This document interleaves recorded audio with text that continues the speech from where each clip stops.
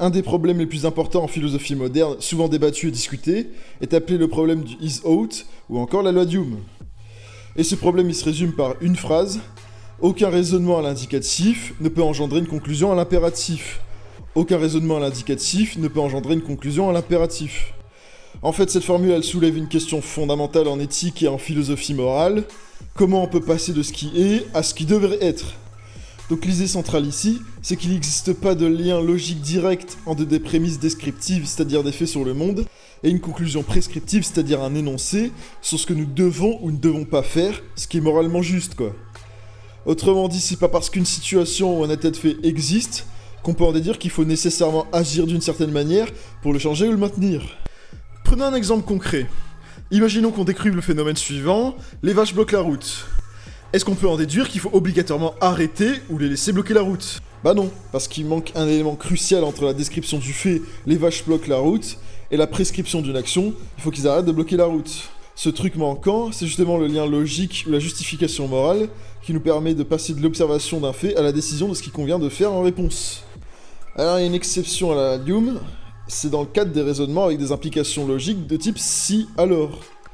Par exemple, une situation où on dit « apprendre ses leçons permet d'obtenir son baccalauréat », donc si un élève veut obtenir son baccalauréat, alors il faut qu'il apprenne ses leçons. C'est ce type de raisonnement, et c'est ce qu'on appelle un modus ponens, une forme de logique déductive où on passe d'une condition générale à une conclusion spécifique.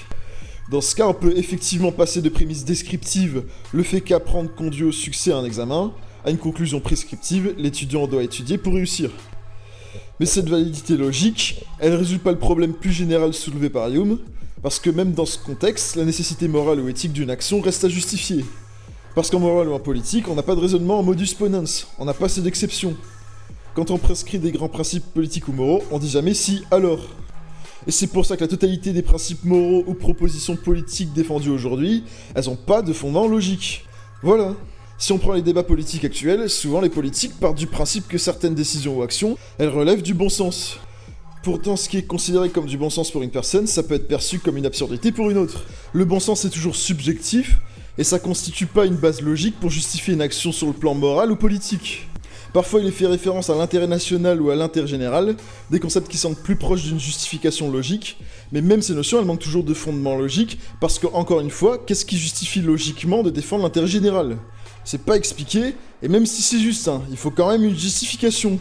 C'est pour ça que quand il s'agit de passer de l'observation scientifique à la défense d'une morale ou d'une politique basée sur la maximisation du bien-être général, c'est nécessaire de passer par une analyse plus profonde, en la justifiant logiquement par la science, et notamment par le déterminisme. Et la proposition qui pourrait être formulée pour ça, c'est « rien ne justifie qu'on favorise le bien-être d'une personne plutôt que d'une autre ». Le déterminisme est vrai, donc le mérite n'existe pas, donc rien ne justifie qu'on favorise le bien-être d'une personne plutôt que d'une autre, donc il faut maximiser le bien-être général. C'est que comme ça qu'on évite de violer la loi Hume dans un raisonnement moral.